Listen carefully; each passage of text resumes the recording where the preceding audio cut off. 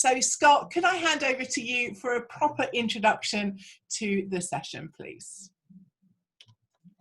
Hi there, everyone. I'm really excited about welcoming you back to this webinar today. For those of you who don't know, I'm sure you do by now, I'm the Chief Executive of the Institute of Employability Professionals, and it's really great to be here again.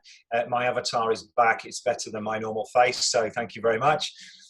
Welcome to the IEP webinar series. This is now the 13th webinar in the Live Learn Lunch series in partnership with many different IEP partner organisations and its members. This is the second in 2 webinars in a mini-series from the amazing Lightbulb Moment. And you're already commenting how much you enjoyed the last one. This week's webinar is entitled How to Successfully Move Your Learning into the Virtual Learning Environment, and is brought to you by Joe and Mike from Lightbulb Moment. For those of you that were fortunate enough to see their first webinar, you will know that we're in for a treat today. We have an excellent webinar program for you over the coming weeks, looking at subjects like coaching, employer engagement, online learning, suicide prevention, mental health challenges. And if you enjoyed the previous webinars with the Better Health Generation, happily they'll be back all the way from Australia with a new mini-series of webinars around the challenges of returning to work and how to support your customers as you do that. So look out for all that in our IEP network, Learning Network e-bulletin. So last thing I want to say is stay well, stay safe. Please get chatting, as Joe said on the link. It's really fantastic and exciting to hear where you're from and what the weather's like and what you're doing. Make sure that you click on the tab to make sure that everyone can see your chats and your comments. And please remember that this and all of our webinars are recorded and available on the IEP YouTube channel, where you can subscribe. I'm supposed to say that. You need to subscribe, and then you get told what's coming up and what's happening. So over to you, Joe. Thank you very much. Thank you, Scott. What a lovely introduction. It's great that you've got so much going on. I'm really lucky to be here again. Thank you so much for inviting me. The last session was amazing, and I imagine this session is going to be just the same. So we are talking today about how to move your learning into the virtual learning environment. So we're talking webinars and virtual classrooms, just like we're going through today. So my name is Joe. I started Lightbulb Moment in 2013. That's quite a few years ago now. And what we've been doing this whole time is focusing on helping teams to develop and deliver really great webinars and live online sessions. So that design element, whether it's fresh or converting a virtual classroom from something that's live on, from something that's face-to-face, or whether it's just like a virtual classroom with a few people. So that's what I've been doing. I've got all sorts of different parts to my background, from working in small companies and further and higher education through to big companies like Bupa International and Cartoon Network and CNN. Also, we have with us today someone else who's helping us out. Mike, can you please tell us what is your role here at Lightbulb Moment and today, and why do we have the same last name? Certainly. So Joe and myself are siblings, and we both run Lightbulb Moment, and I'm the business operations manager, but today I'm here in the capacity of producer. So if you have any questions, any issues at all, just let me know in the chat window. Thank you very much, Mike, for doing that, and looking forward to another great session. First of all, we need to make sure we can use our online tools properly. Please move your mouse on the screen, wiggle it around, and you should see your toolbar at the bottom.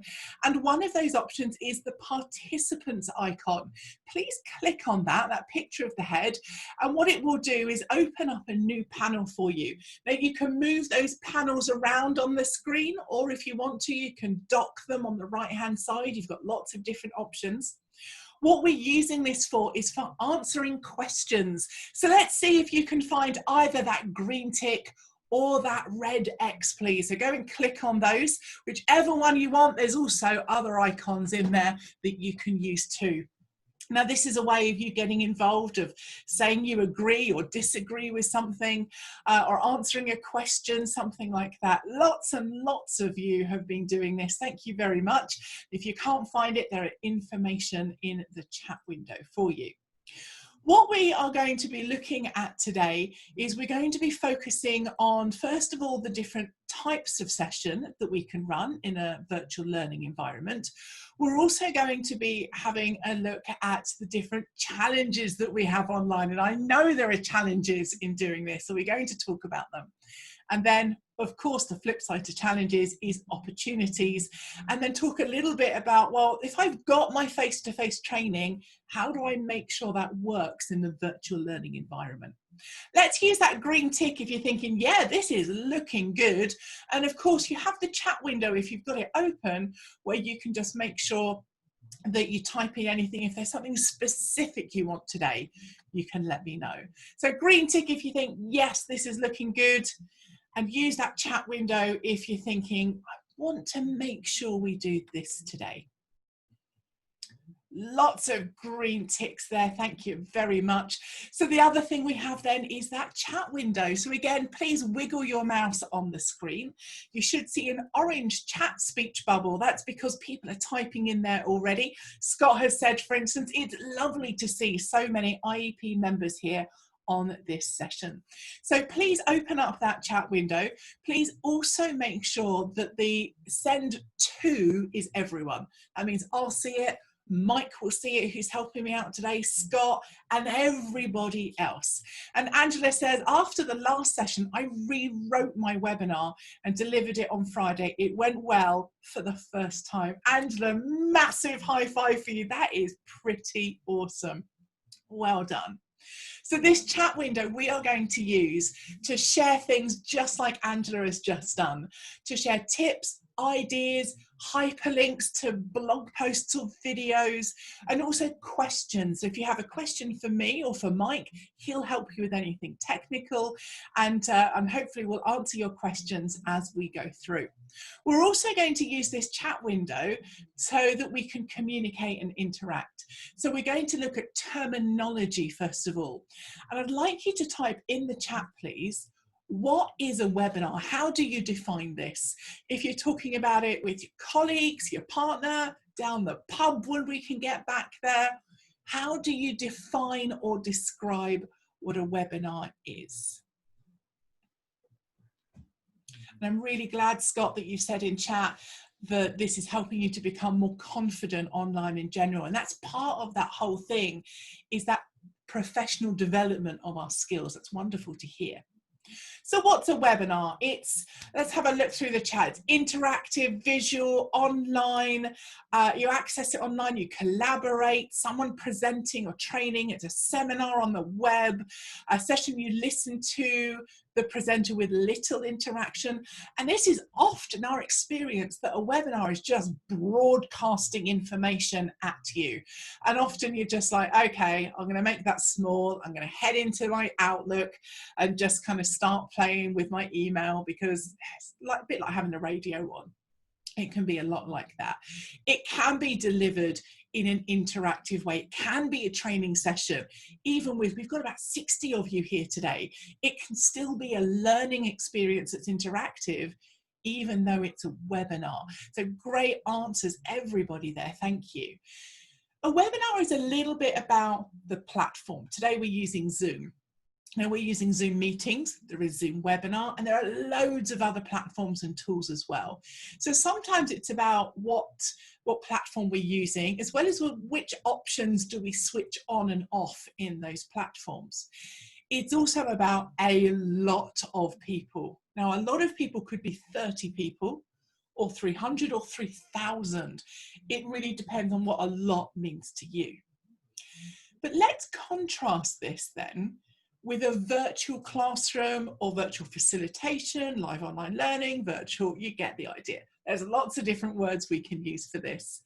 So what I'd like to know from you, please, is what's a virtual classroom compared to a webinar? So we've just talked about what a webinar is, and Val, you've put 3, it could be 3 people. Now I would put that in this category. So that would be interesting. So what is a virtual classroom, or VILT or VLE? How is that different from a webinar? Dahlia, you've put Lee's there, but I don't understand what that is. Maybe that was supposed to be a private message or something else. I'm not sure what that is. If that's supposed to be something, then let us know, please. If not, no worries at all. So what have we got? We've got more interaction in real time, smaller numbers with interaction led by a leader, less people getting to know people. It's a lessons with learning, more input required from the audience. Thank you, Maria. And less people learning with more contact with the facilitator. Smaller group, more interaction, recreating a classroom online. That's a really nice point about that recreation. Access by the learners at any time. It can be depending on kind of when you schedule it and if you record it. So it's live, so we're here specifically at this time. But yeah, it could be any time depending on what you schedule. So thank you, Nicola. Fewer people, more opportunities for interaction. No problems, Dahlia. I always say typing and spelling don't matter as long as I understand what you mean. It's two ways, says Scott. Yeah, it's about the communication and the collaboration. Group of people learning together, objective to deliver something new. Smaller numbers, says Angela, less than 20, and longer in duration, yes, often. So the sessions that we deliver, Lightbulb Moment, generally on our courses are about 2 hours, sometimes less, sometimes more. The whole point is it's facilitated. You get really involved. I get to know you as individuals and help you and tailor those conversations to what it is that you need. And that numbers point is interesting. On our courses, we limit it to 10 people in a virtual classroom. And so we need to look at, well, what method is going to be the best way of doing this? We have a webinar, which is some broad interaction with large groups. And that's exactly what we're doing today. I'm getting interaction from you, but it's a group interaction. I might refer to sentences that you type in the chat window, but it's not the same as if there were just 10 of us. And then, of course, we have the virtual classroom. And the whole point here are the small groups. The 10 people is what we limit ours to. So you get a lot more individual attention at this point. So let me ask you a quick question before we look at this in more detail. So again, in the chat window, please, why is the distinction between a webinar and a virtual classroom actually quite an important one? What do you think? Or maybe you disagree. You're allowed to disagree too. I think it's important. Why do you think that might be?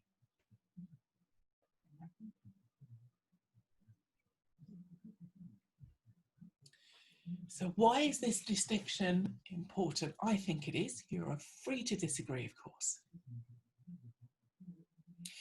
So it's a little bit to do with the expectations of the learner, says Sally. Thank you. And I think you're right.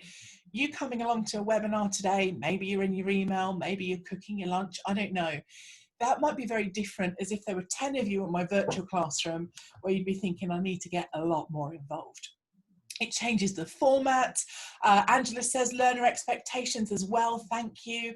People know what to expect. The delivery method can be bespoke, says Nicola.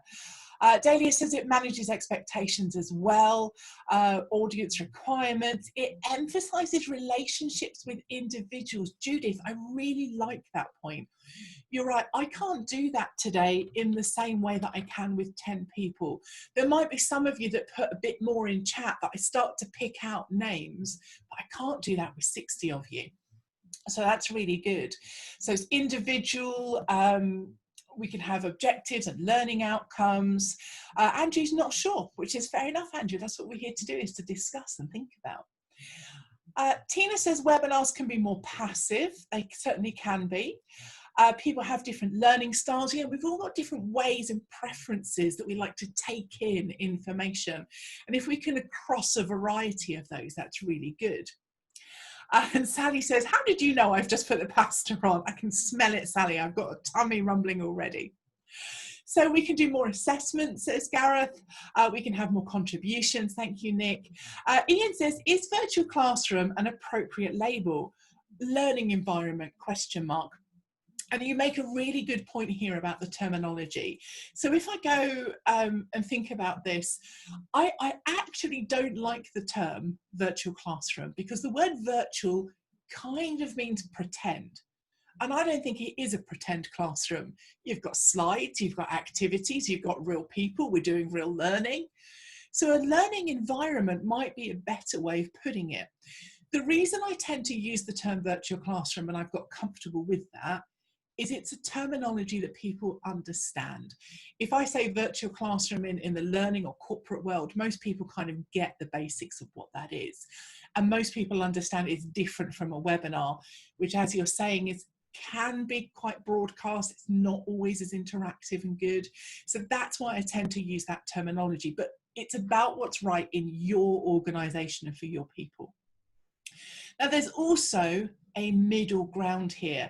So somebody earlier on mentioned that actually maybe it was kind of 20 people that would be in a live online session. And for me, that's what I call a large virtual classroom. So if you've got somewhere between 10-ish and 30-ish people, it's a bit like a virtual classroom, but the activities are different. I still don't get to know you as an individual, but it's not the same as a webinar. What do you think would be different if you have 8 people in your virtual classroom versus maybe 25 people in your large virtual classroom? So type your answer in chat, please. What do you think would be different? So you've got maybe 8 people in a virtual classroom versus 25 people in a large virtual classroom. What do you think might be different in how you design and deliver that session? Sally says the time you give to each person, or can give to each person, it's the same as a face-to-face classroom. You're absolutely right, Sally. The more people, the less individual attention that you get. H. Muir says more opportunity for discussion and participation. Yes. What else have we got? It's easier to interact and get everyone to contribute. You can see if people are understanding, and you can easily check the learning. Yeah, with less people, it's easier to do that. It's more personal. It's easier to interact with each person. You can meet individual expectations, says Andrew. 8 is more inclusive, says Pamela. Thank you. More time for each person. Gareth says on the larger class, there's less time for each individual as well. And you're more dependent on groups working together in larger rooms, which might not be a bad thing, but you're right, it changes how you are doing things. Dahlia says learning can be more tailored. Nick says there's less time to understand students as individuals, and that can have an impact on their learning. And that lack of individual focus can be a challenge, but also sometimes, you know, it's pack them in can be the right way to do it. It all depends on the outcomes that you are focusing on. Let's look at some challenges now. What I'd like to know from you, please, is how is live online learning different from face-to-face? What's your experience of that? It could be from attending webinars, it could be from delivering sessions that you're already doing, or looking ahead and planning those sessions. But I'd like to know from you, please, what's different? What are you noticing that's different and, quite frankly, potentially challenging?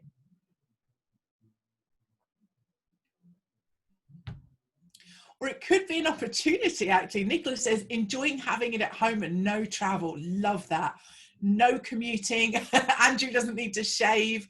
Better use of time, energy levels. I'm not sure if that's a plus or a minus, Tina. It could go either way, depending on what you're doing. It's more difficult to gauge if everyone is engaged in the learning. That's a real challenge when you're not in the same room. Difficult to gauge people's reactions. It's not as much spontaneity online. Sally says, I can't cook lunch in a classroom, but seriously, fewer distractions. So is that fewer distractions when you're face to face, Sally? I think that's what you mean, because you're usually in a classroom. I call it a bit like a goldfish bowl, whereas at home you've got kids, pets, the postman, whatever it is going on. I can hide more from full engagement, says Judith. It's a different pace. The facilitator can't see participants' body language. Participants might be timid to ask questions. And that's an interesting one, Jenna. Thank you for sharing that, because they could be timid face to face, but actually online, it's not about putting your hand up and speaking in front of a group, and it might be okay. Or actually, we might not like to type online or unmute, so it can work both ways. You can fit things into the day easily. Angela says, I found that in delivering, it was hard to gauge feedback as in the real world. I reply on body language. We're going to talk about that in a moment, Angela. So that's a really good observation. We're not picking up the same non-verbal cues. Claire says we can wear comfortable shoes and not high heels to work. Claire, I'm 6'1", so I never wear high heels. So I'm always in the comfortable shoes. It's a new way of learning, says Jill. It's difficult to measure understanding. Rubbish Wi-Fi. Oh, I hate rubbish Wi-Fi. The body language issue, distractions can happen in people's homes. You're absolutely right. It depends on the presenter in order to draw people out, whether that's face-to-face or live online, and whether we have multiple people talking. And online is potentially more inclusive or exclusive. If you don't have the Wi-Fi or the tech, it can be exclusive. So it all is depending on how you're looking at things. Great, great responses, everybody. What we are going to do now is we are going to play with the annotation tools and learn those. So wiggle your mouse on the screen, please. Look at the top of your screen. It should say in green, you are viewing Joe Cook's screen. Please click the options and then click on annotate. What should happen is a new toolbar should pop up for you. And what you should be able to see on that toolbar, you can move it around if you want to, is you should be able to see a stamp tool. So it's where there's a tick. If you move over that, you'll get up lots of different options. So please go and practice with that stamp tool. And if you want to, you can practice with other tools too. That's absolutely fine. If you're on the iPad, it's not going to be the same, Sally, but please don't worry, you can use the chat window instead. So you've got great points here, loving all the hearts. Okay, so if you can't get this working or you don't want to use the whiteboard for the next activity, you don't have to. You can still use the chat window if you prefer. So everybody, let's pause. We're not going to do any more drawings now. We're going to go into the next activity. So stop, please stop. Okay, thank you very much. So I'd like to ask you to look at this comfort zone. We know that delivering live online learning for some of us is outside of our comfort zone, but use your stamp tool. How in your comfort zone or far outside your comfort zone are you feeling about potentially delivering this live online learning? So use your stamp tool, go and put it, you're firmly comfortable and thinking, yeah, I've got this. Or are you way outside in that colourful rainbow kind of going, no, definitely not ready to do the live online learning? And of course, you can put something in chat if you prefer. So what have we got? You can use squiggles, you can use stamp tools, you can use chat. We don't mind where you put something. But let's see how you're feeling. So there's quite a few of you where you're saying, actually, I'm inside my comfort zone. I can do this. And maybe you've been doing it already or for a little while, and that's absolutely great. Some of you are just on that edge of your comfort zone, like you're doing a little bit. And there's a lot of you that are way, way out. Sally says fairly far outside, but mainly because of the learners we engage with not having easy access to the internet, and that will really make a difference. Ian, you're in your comfort zone. That's brilliant. And Andrea, you're in the purple. Oh, we should always do what does the colour mean? That would be awesome. So there's lots of people. Some people are on journeys. Scott says, I've moved closer to my comfort zone. So it really is quite a journey that we can be on when we're focusing on our live online work. And what I'd like you to do, please, is just let me know in the chat window, apart from maybe being forced to do this because of COVID-19, I'd really like to know, what do you see as the potential benefits and opportunities? You know, why are you even here today to explore this? So Joan said, it's really surprised me how easy it was to adjust. I love that, Joan. And Nick says it's easier as a participant, and that's a great part of the journey to go on. So what are the benefits of doing this? What are the opportunities, apart from COVID-19 maybe forcing us down this route? Andrea says, I think it's the future. Scott says we can access more people. Yeah, so that people reach, easier for everyone, cost effective, less issues for literally being remote, don't have to travel, motivation, less traveling, help learning for others, flexibility for learners and facilitators, more accessible for disabled people, it's cheaper, no travel, you can access sessions that would normally be in another part of the country without the need to travel, so I don't have to miss bedtime with my little girl. That's lovely.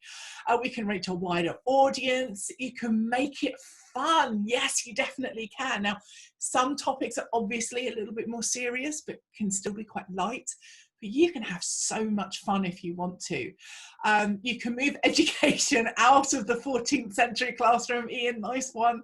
It avoids having to travel. You get flexibility. It's cost effective, less health and safety worries, lower environmental impact. I think so, Jenny, even if you just take the traveling part into account, I think so. Jill says, being in lockdown has enabled me to have the time to learn new methods, which are becoming the new norm. Love it. It's better work-life balance. Nick says, are there issues with Zoom data sharing? Really good question, Nick. Zoom are doing a great job in updating their security, updating their data sharing and their policies.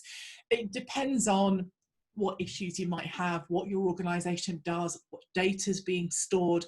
There's not an easy answer to that. What Mike is going to do is share a link in chat where we've got a resource that we're kind of putting together on our free community, which has got about things like the Zoom bombing you might have heard about and security stuff. So you've got a little bit of information there you can look at. So we're all about using more tech. It's young people friendly, says Andrea. Ian says, predicted on all learners have access to the equipment and the skills to use it, management like it, the process, you can have more bodies, more revenue streams, and that might be appropriate depending on the area that you're in. Okay, thank you. And Olivia says, I've only just worked out how to use chat. Well, Olivia, welcome. I'm glad that you're here, but I have been reading things out, so hopefully you haven't missed out too much. And obviously, if you're watching the recording, you don't get to see the chat window, which is why I'm trying to read out as much as possible from that chat window. So we know that webinars and virtual classrooms, of course, they can be great. It's all about the design, the delivery, how you do something really well. And that's what we're here to do in this webinar today, to explore this together about live online sessions. So I want to have a look at some of those challenges you've raised and start talking about, well, actually, how can we start addressing this? How can we start dealing with it? As for the delivery, well, we know that this can feel quite odd at first because we're used to seeing a sea of faces, whether that's 10 people sitting at desks or 100 people in a seminar. We are used to seeing that in front of us. And we might be used to Skype or Teams or whatever it might be, but we might still be used to video and being able to see people like you can see me today. However, when we're looking at things that are virtual, remote, we might not always have the video one for everybody in the virtual classroom. We might not have the bandwidth to do it. People might not want to. They might not have a webcam for whatever reason. And it can feel like we're talking at a computer screen. How about a green tick if you're thinking, yeah, I feel a bit like that. It's like, it's me. It's a computer screen. I've got no idea who's on the other end of the internet. So how about a green tick? And if you haven't got that participant panel open, wiggle your mouse over the slide, click participant, the picture of the head at the bottom, and you'll find that green tick. So how many of you are thinking, yeah, actually that remote audience, I can't see, I don't want to be talking just at a computer screen. So it's a good sort of 18, 20 of you are saying, yeah, there are some struggles with that. And some of you are saying, actually, no, I'm fine with it. So if you said, no, I'm fine, please type something in chat and tell us a bit of how you're comfortable or why you think differently, because most people are on the end of things. Now, this is a screen grab from Adobe Connect. I wanted to get some different screen grabs in here to show you some different systems today. And this is just to highlight that when I'm talking, what I generally try and do is I talk to the names I can see in that participant panel. So I can see Agnes and Clive and Hayley and Jamie and everyone else. And it reminds me there are real people there. I've got the webcam on today, so obviously I'm looking into the webcam to try and give you eye contact, as opposed to if I just looked at chat the whole time, I'd be down here, and that's not great for you to look at. And also when I'm reading things out from chat, I'm trying to use your names. Now we're on a webinar, so I'm trying to get through a lot of chat. I don't always use your names every time. But in a virtual classroom with 10 people, I'd be reading out your names and your whole comment that you make and maybe getting you to open microphone and discuss things. So even just something as simple as this can really help me remember you're real people, and that's a really positive and important thing. And Marianne, you visualize your audience, which is brilliant. What I used to do when I first started out, I taught groups of people, we'd have a slide with their pictures on, and I'd print that out and literally have that above my computer so that I could see it and I could see them as individuals, which was quite nice. Now, what we lack in not having video on, in not being able to see people in the same room, is I can't read your body language. I can't actually see you frowning or looking surprised or laughing at my terrible jokes. I can't see those things. So I have to find another way to try and be able to see you. Now, again, a webinar with this many people versus a large virtual classroom of 25 versus 8 or 10 people, they're all different. But it's about finding other ways. And this is what I call digital body language. So when we're using chat, is there someone that always writes just one word?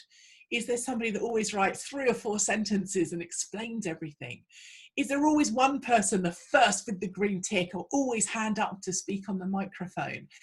And then what is it they're saying? What are they contributing? What am I getting back and thinking they've got this point, or they really haven't and I need to explain it again? This is using the tools that we've got. So Ian said something about it used to be called speaking on the telephone.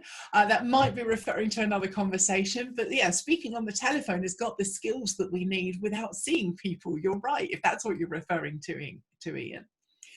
Hayley says, I have a Lego figure, blue tack to my camera and teach that. I love that, Hayley. I'm going to have to take that idea. I think that's brilliant. And Mike is sharing a few different podcasts where we talk about these subjects in a bit more detail. Thank you for sharing those, Mike. And you can click those links, come back to Zoom and have a look at them a little bit later on. We're going to use those annotation tools again. So if you don't have those, please go and switch them on. Remember, wiggle your mouse at the green section at the top, click View Options, click Annotate. You should have your annotation tool on. This time, we're going to use a different one. We're going to use the T-Text tool. So please click on that. Click on the slide and type your name and click again to finish it. Again, if you're on an iPad or a different device or a browser and it doesn't work, please don't worry. Oh, Kevin, I'm sorry you don't have it. You can use the chat. For our next activity, you can use chat. I won't ignore you, I promise. Sorry, Tina. This is one of the challenges that we have. I think I need to turn on your annotation tools. Let me do that. There we go. Let me turn them on. And one of the challenges we have with people attending on an iPad or a browser or a different computer is that not everybody always has the same tools. That's why when I design my sessions, I try and design it so that you can still answer in chat. Or we might have, 4 blocks of something that you vote on with your stamp tool, but I number them as well, so you can quickly type a number in chat. So it means it's accessible to people, but it means also we have to manage that. So if you've got the T-Text tool, please go and type your name on the screen. Thank you. And if you don't, you're practicing with other things too, which is good. And you can also use the chat window. So if you can't get it to work, if you don't have it, we'll use the chat. No problem at all. Looking really good there. Thank you. So let's pause on that. And let me bring up my question for you. So the question I have is, What is an interaction? What actually is that? So please go and have a think about, well, live online, what does interaction mean? What is it? So either in chat or on the whiteboard with the text tool, whichever one you want to use, it doesn't matter at all. What is an interaction? So I talk about interactions, but what does it mean to you? It can mean a few different things. So what does it mean to you?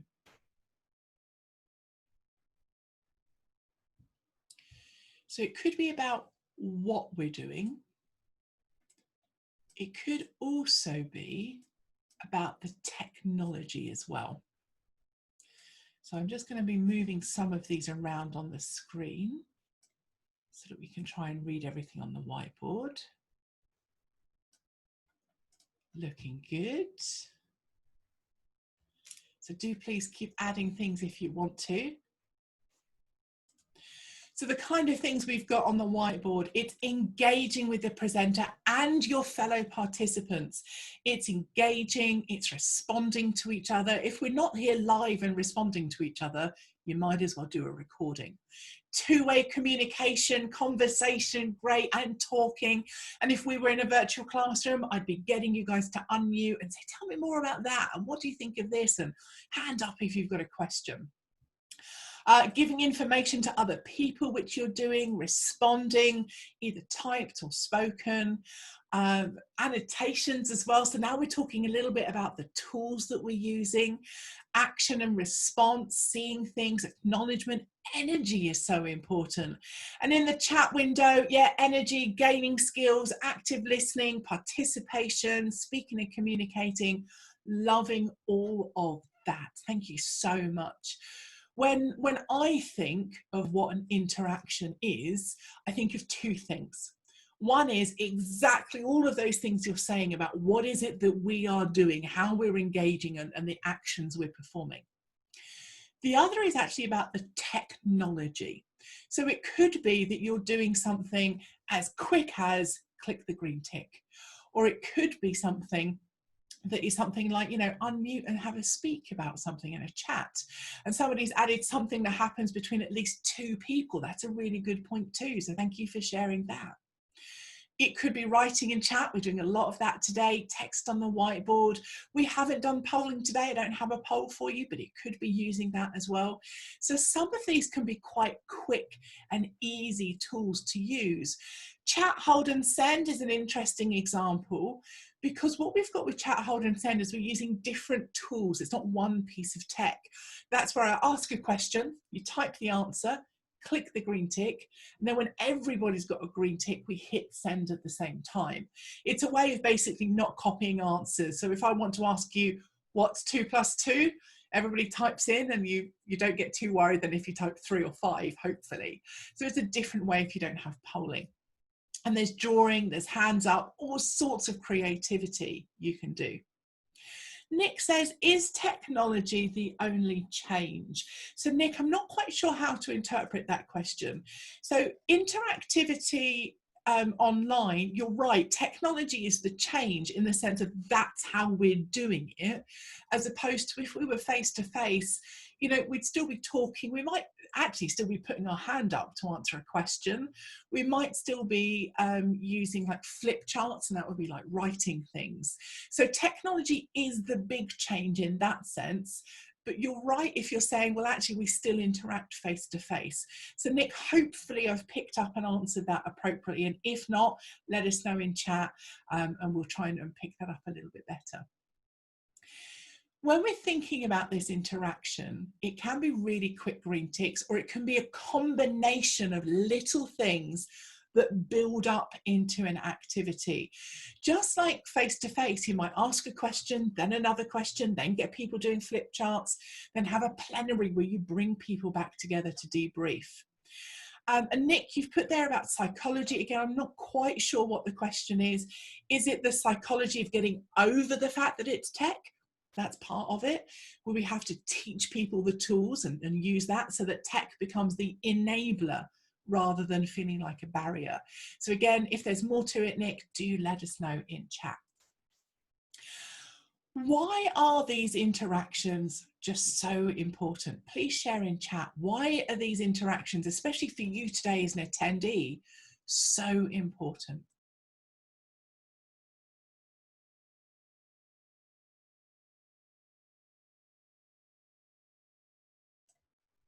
So whilst you're typing away, Val has asked, how do you deal with people, deal with how people process differently? So it kind of depends, Val, on what level you mean that. If you're meaning additional or special educational needs, that's a whole other category. If you're just meaning some people have a preference for more visual, some people have a preference to get involved a bit more, that's where having a really good design that goes across learning preferences is really important. So you can always tell us more in chat. So why is interaction so important? We check understanding and it ensures engagements. Isn't that the point of it all, says Banty? I think you're right. Understanding, keeping people motivated and focused, engaging people, they feel valued, people are interacting, we're getting the most out of the learning, being part of the learning experience. Engagement is a really important one that's coming through here. It can be good for mental and emotional well-being. Ian, lovely point. Checks understanding, we know we're part of the process, it's not a one-way delivery, it makes the time go by, it makes the attendee feel that they matter. That's really important, especially with smaller groups as well. Jenny says, for me as the participant, it ensures I feel engaged and the learning and conversation can be adapted as we go. It makes the interaction feel more meaningful and not just a one-size-fits-all recording. It's a really lovely point, Jenny, thank you. So it gauges how much people have absorbed. We keep people awake and not in the kitchens, as Val. Avoids death by PowerPoint, says Kathy. Oh, I hate death by PowerPoint. I always say actually it's death by design. I've got PowerPoint. I think PowerPoint can be amazing, but if you don't use the tool very well, it will be death. You're absolutely right. Okay, so inclusion, check understanding, all really great points. And thank you, Kathy, you're agreeing with that death by design part. And Maria says participation consolidates learning. You're absolutely right. So we need to look at converting our face-to-face sessions into live online. That's what a lot of us are having to do at the moment. And what we really need to focus on is actually deconstructing what we do face-to-face in order to build that live online and be able to do that really well. If we would normally do something with small groups, well, we've got breakout rooms in most of our technology that we can use. If we would normally get people doing something on a flip chart, well, we've got whiteboards. So we've all got all sorts of tech that we can use. And it's really important that we use a variety of what's available. Now, today we've used ticks and crosses, we've used the chat, we've used the whiteboard, and we've used the text tool, the stamp tool. There are more things that we could do. We could do breakouts, we could do polls. It's about using a variety to try and make sure that you keep people interested. And Banty said, God, those tools need a proper clean. They do, I'm sorry. I'll move off those, Banty, to something else. When designing a webinar or a virtual classroom, any kind of live online thing, what we need to do is plan our interactions really well. Now, Nicola's asked, how do you create a breakout room? It depends entirely on what platform you're using. Using Zoom as an example, what you have to do is make sure you're logged into the website and it's switched on for your account. If it's not switched on, it won't show up. If you're in Zoom, at the bottom, when you are the host, you'll see an option for breakout rooms. And what you can do is create the rooms and put people in it. The Zoom and most other systems help features are really, really good. Not all platforms have a breakout. If you use Teams, that doesn't have breakouts at the moment, though it's coming soon. If you use WebEx Meetings as an example, that doesn't have breakouts, but WebEx Training does. So make sure your platform has it, and you might need to switch it on and then go and play with it. My pleasure, Nicola. So online, we know the interaction can be as quick as green tick. We know it could be more involved, like a breakout room.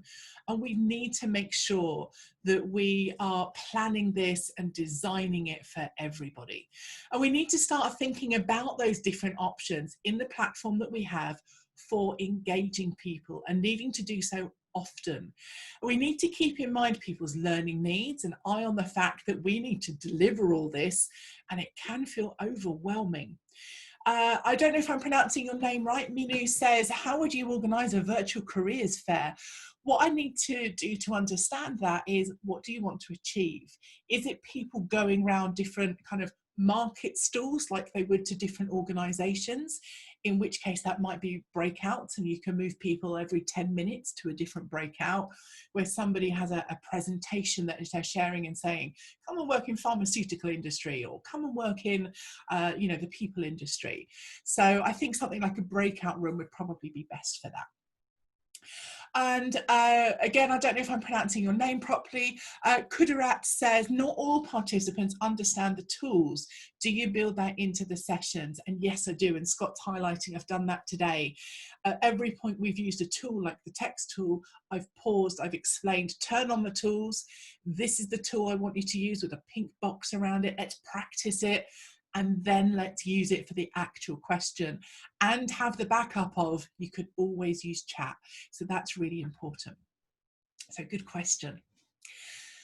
We need to, first of all, when we're doing this initially, if this is new to us and you're well outside of your comfort zone, we need to keep it simple.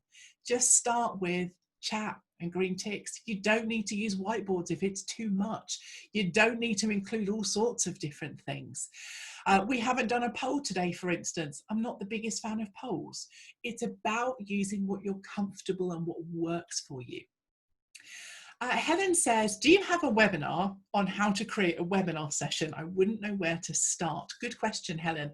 With a webinar, it's all about, again, what's the outcomes? What do you need people to do? What do you want to deliver? How do you get them engaged? So from that point of view, it's not too different from another learning session. I'd start there. So I want to go back to this point of deconstructing our face-to-face delivery, because if you know what you're doing face-to-face, if your craft is really good and you can think, all right, at this point, I'd normally look around the room and see if anybody's frowning. Maybe I need to have a green tick question in here. Or at this point, I would have delivered something, and normally I'd look around and go, oh, hey, Bob, you look like you've got a question, or Alice, you're smiling, tell us more. That's where maybe I need to ask somebody to do something in chat. This is why this feedback and this interaction is just so important. What Mike is doing is sharing a resource list. So if you are new to webinars and virtual classrooms and thinking, I don't know where to start, we have some of those available to you. Some loads of different resources there for you. Now, this is the structure that I've got of a virtual classroom. It's in that resource list. You can go and have a look at it. Most of this is similar to what you do for every other different session. But virtually, what we need to do is explain the tools at the beginning, just like I did today. Ask questions to get people involved. We don't want quiet sessions. If we're doing a virtual classroom, we need to get people using their microphones early so it's normal. And after that, it's a lot about using the normal things that you might be doing in a virtual classroom. Might be doing in a face-to-face classroom. And what I want to do at this point, there's a question, I think. Andrea is asking for all the links in chat. Andrea, what you should be able to do, can you save the chat today? You can't save the chat today, but Andrea, all the links, if you click that one that Mike shared with you for the resources, what you can do, if you click on that and open that right now, and Mike will share that again immediately for you, so you've got it handy. Everything that we've shared is linked in there. So anything you would want and more, quite frankly, is on that one hyperlink, that one to go and have a look at. And you've got that.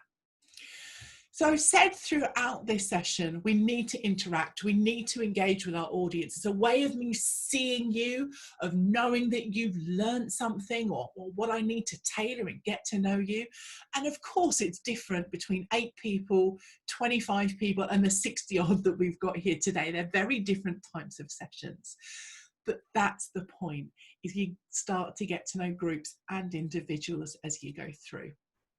So let me just summarize. We've been through quite a lot. I'm going to summarize and then I'm going to go to questions. So get your questions in that chat window. We've got some time to go and answer those. In summary, what we've been looking at is we've talked about a webinar is, usually broadcasting to a lot of people with limited interaction, although hopefully you've seen today, you can have loads of stuff going on. You just need to design it and allow time for it. A virtual classroom, a small number of people. We limit it to just 10 people. And of course, there's everything in between, and it changes what you design, what you deliver, and what the attendee experiences. We know there are absolutely challenges when doing anything new, anything different. And also we know that you need to plan what you're doing in your sessions, because you could be well out of your comfort zone. And whether that's because of the technology or because it's new, you know, there's all sorts of reasons for that. Also, we know that actually not seeing people can feel really challenging, and that's why that interactivity point is so important for us. We need to use our tools really well, we need to plan what we're doing, and we need to have lots of activities so we can start to see our attendees and our audience. So that's what we've talked through today. We have a few minutes, we've got about 5 minutes or so for any questions that you have that hopefully I'll be able to answer for you. And I do have one more question for you at the end, and I know Scott wants to say something to you at the end as well. So we're not quite finished yet. I wonder what questions you have about any of the content that we've been through today. So do please make sure to send those to everyone so that I can see them, Michael can see them. And it could be questions around the technology part, around Zoom or WebEx or Adobe Connect or Teams. It could be questions about just where do I start? It could be anything else. Andrew says, how do they stay on track with all the distractions from chat, etc.? So Andrew, that could be the attendees, it could be us as a facilitator. So it's a little bit about practice. It's also about having help. So Michael, for instance, we've been using a private chat way where he can tell me if I've missed something. It's about managing it on a small session. It's easier to manage. And if it's for attendees, sometimes actually usually I turn my webcam off for the whole session, so it's easier to focus, but it depends on the group and what they like. Kathy says, when using the tick feature, can you see who still hasn't answered? Yes, Kathy, I can. So what I've got is I've actually got the participant panel really big. I've got quite a big monitor. So even with that, I can't see all of you. But as the co-host, as I am right now, when you all click the green ticks, I can see it next to your name. So I could see Bob hasn't clicked it. But also what I see is the number of people that have done the green tick. And also I can see there's a number of participants. You can see that too on the participant panel, there's 62. And if I look at the green tick and it says 20, I'm like, okay, about a third of you have done it. So that's what I can see in Zoom. What else have we got? Oh yes, the YouTube channel from Scott. Yes, definitely go and have a look there. Some amazing content. Banty says, how do you, let me have a look at this. How do you picture something when you're not using, I'm not really quite sure about that, Banty. Normally I say typing doesn't matter. Type your question again. I know you're saying something about video, but I'm not sure about the picture part of what you're saying. I'll come back to that. Nicola says, what's your favourite system to use? Nicola, it's whatever is available in the first instance. And it's making the most of what you've got. So my new favourite is Zoom, because everybody's got it. So use what you've got. If I'm being really honest, my favourite's Adobe Connect. It's got so many features that you can use and control the learning environment a little bit better for different learning needs. But it's about what you want to do with it and what you have access to. Gareth says, do you have any experience with LearnCube? Would you recommend to stick with that or old faithful Zoom? Actually, Gareth, I don't have experience with that. I'm not sure I've even heard of LearnCube. So I'm actually going to make a note of that. I'm going to type away right now. I'm going to go and Google that later. What we have, Gareth, is our free community, and Mike will paste a link to that. If you want to ask that question on our free community, other people might have experience and have some ideas that they can add to that. But if you've got LearnCube, if it's doing a certain job for you, I say stick with that. Andrew says, is it best to have a small team during a webinar? Do you recommend not doing this alone? Oh, Andrew, having done busy webinars, like twice or 3 times as busy as this on my own, a team would always be awesome. So right now, Helen's got the job of been letting everybody in, which is awesome. Scott's introduced and is in chat, which is brilliant. Mike's doing a great job of trying to keep me on time, and also kind of helping with grabbing links. If he wasn't here, I'd have to have a website open and be trying to look at the camera and talk and find the website. And it's just not very easy. So definitely some kind of team with a webinar is really, really important. Dahlia says, Google have similar to whatever we were discussing at the time. Thank you, Dahlia. Marge says, apart from the breakout room, will Teams have most of the features that Zoom has? Marge, that is coming soon. If you go and look on our community, Mike will share a link to our Office 365, our Teams discussion, and I put a link on there. They've got breakout rooms coming soon, more video, thumbnails, and a few other things I can't remember. They're definitely updating that over the summer and the autumn. Banty says, how do you add a profile picture when you're not using video? Thank you, Banty. I definitely got that this time. So if you look at the participant panel, a few of you like Tracy and Trish and Scott have got pictures. That's in your profile. If you have a Zoom account and you put a picture on your profile on the website, that's where that comes from. Thank you, Minu. Off. See you soon. Other questions? We've got a couple of moments for the last few questions. Andrew says, your background looks great, but do you recommend a virtual background, perhaps showing your logo? Really interesting point. Thank you. So I've just got a wall behind me. I'm noticing the light actually isn't all that good. I've got a window next to me. What you can do, if you're using the application rather than the browser, what you can do is you can change to a virtual background. And what that allows you to do is maybe cover up what's behind you. So if I go and choose, you know, a nice kind of one like green grass or whatever, it's not great around the edge. It's not great if you don't have a green screen, but it can cover up, you know, your kid's bedroom or whatever it is, if that's what it is that you're doing. It does take some computing power to do it. So you do need to have that computing power.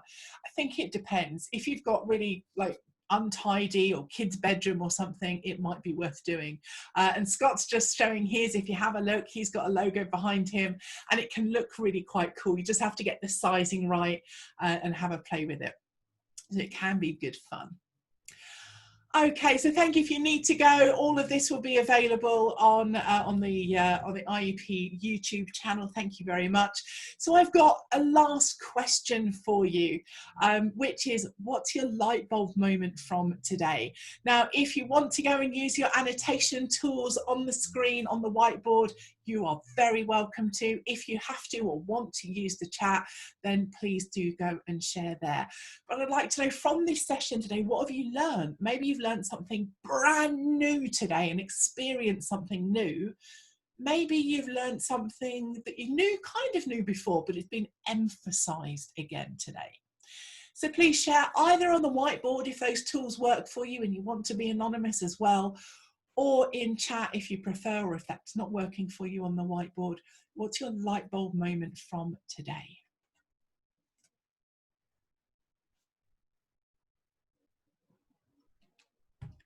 So let me start with chat. Really enjoyed this one. Pity I missed the last one. Don't worry, Marge, it's on the YouTube channel, the IEP YouTube channel. You can go and have a look at it. Nicola says, better use of Zoom, making sessions more interactive. Gareth says, consolidating use of annotation tools. Oh gosh, this is going really, really fast. Let me quickly summarize this. Use of tools to replace the body language, annotation tools, better all-round understanding. What else have we got? Good use of tools, massively more interactive, know your technology, plan and practice, build up even more knowledge, embrace the technology and play. Online can be interactive and you need to think about it and be creative. Need to persuade our IT guy to get Zoom. Stick with what you've got, but Zoom is a really good tool as well. Well presented and informative. Great to get the lowdown on how to put it together. Interesting and interactive. Using the whiteboard, all new. Thank you. Just want to go and play. You can get a free Zoom account, and lots of the other platforms are doing free accounts that you can go and try with as well. Great interaction. I need to use more of the tools to promote interactions. Vast opportunities, loads of great things, and on the whiteboard, engaging participants, real people, keeping it simple, making it look easy. Lots of practice, but you'll get there as well. There is so much here, absolutely amazing. I have to stop. Thank you so much for everything that you have said here today, and everything that you've shared in the chat window. And Scott, let me hand back to you for that final summary. Sorry, Joe. Yeah, just unmuting, use of technology again. It's really great. Thank you very much once again for something really innovative, exciting and interesting, and very, very engaging. Thanks to Lightbulb Moment again for delivering that. I personally feel so much more confident using these tools, and I'm sure my team will expect me to do very much more with this. Look, we have a great series of webinars already delivered that are on the IEP YouTube channel. Please head over there and subscribe, and you get notifications about what's available and when it's available. Coming up, I've already mentioned, we've got some great webinars around virtual first aid, around coaching, around employer engagement.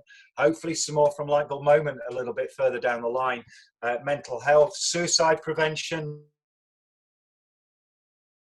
lots and lots of different about how to coach and develop our customers. Head on over to the IEP YouTube channel page, go to the IEP website, lots and lots of great learning there, and we'll see you next week. Thank you very much, Joe.